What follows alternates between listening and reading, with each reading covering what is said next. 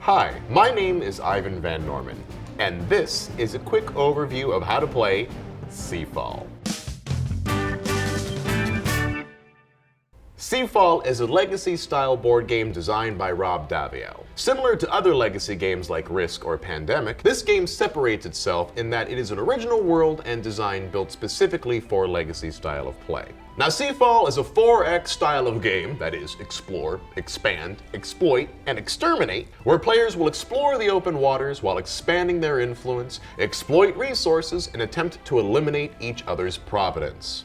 Now, after 15 games, the province with the most glory wins the empire and becomes the prince or princess of the realm. Players command 2 ships while attempting to achieve a predetermined amount of glory during each game. Now, glory is earned by completing endeavors, that is, raiding or exploring territories, upgrading your ships, buying treasures, completing milestones, or by hiring certain advisors throughout the game. A game year consists of a winter. Yes, really, it starts with winter, plus 6 rounds before items like resources as well as player order resets. Now, during that time, each round you'll continue to take actions to accomplish the needed glory in order to end the game. Your first game after the prologue will require 11 glory to win, and will go up by 1 each game after that. Now, to set up your first game, give each player a leader card and a province board of their choice. This will be theirs for the rest of the campaign, and we recommend you run the prologue of SeaFall, if anything, to get the basics of gameplay down, get some resources on the board, and determine the starting title of players for their first game. Nobody really wants to make beginner's mistakes in a big game like this. And if that's the case, deal out randomly the titles to each player. That is Lord, Lady, Prince, Princess, Baron, Count and Duke, Duchess, or the Prince and Princess. And then sit in an order from first to last in line of the throne, like a proper court would be. Next, place both ships in each home harbor, as well as place all of the goods in the starting area. If you are playing the prologue, hint, do it now. Place the prologue milestones in their place below the glory tracker. Then, place the treasure cards face up on one side of the board, and the upgrade and building tiles on the other side. Put your leaders' fortune and reputation tokens showed on their cards, then place the damage cards face down on the side closest to their ships. Now, a series of rounds is called a year, and again, it starts with winter. Now, give the first player token this little astrolabe, which counts the 6 rounds, and give it to the player with the lowest title, that is, the least amount of glory. Then reveal the 5 advisors that can either be purchased or hired in this year. In this quick overview video, we'll be focusing on the first round of play, so we'll get to other elements of winter at the very end. Starting with the player holding the astrolabe, each player will take a turn, completing buys and actions, and then moving to the player with the next highest title, clockwise.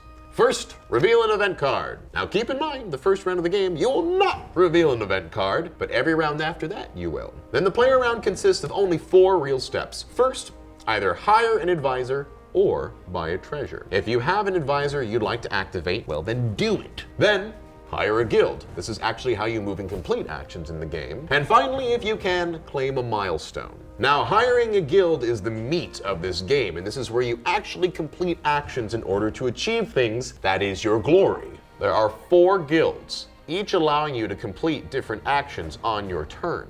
The Merchant Guild allows you to do 2 of 3 things. 1, move up to your sale value the number of hexes on the board. 2, buy goods from an island location. Or 3, sell goods from your hold.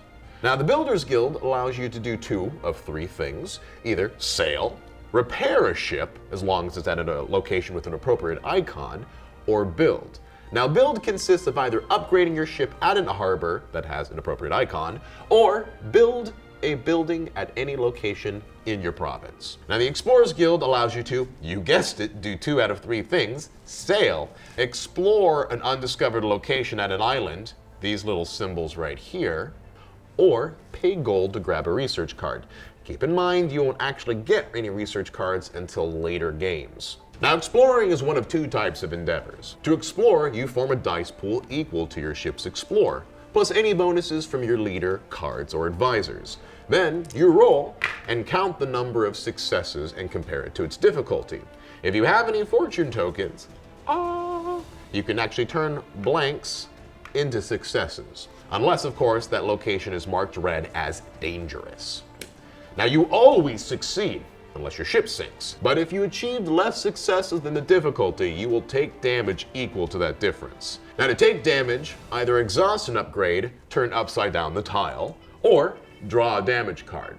If you ever have to draw 3 damage cards, your ship is sunk and all upgrades are lost, as well as any cargo.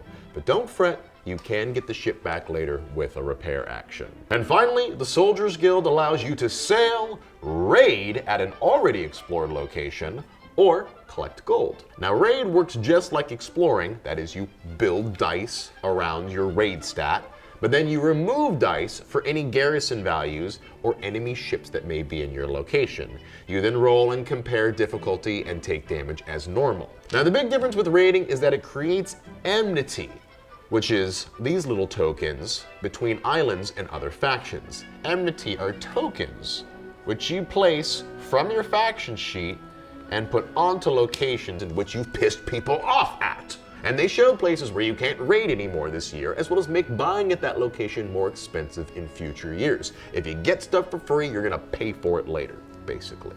After 6 rounds of play, it is winter again, and the Astrolab is turned over to the player with the lowest amount of glory. Resources are refreshed back onto the board, and new advisors are laid out onto the table. Any advisors that you may have used are now available again for the next year. And that, my friends, is our quick overview of SeaFall.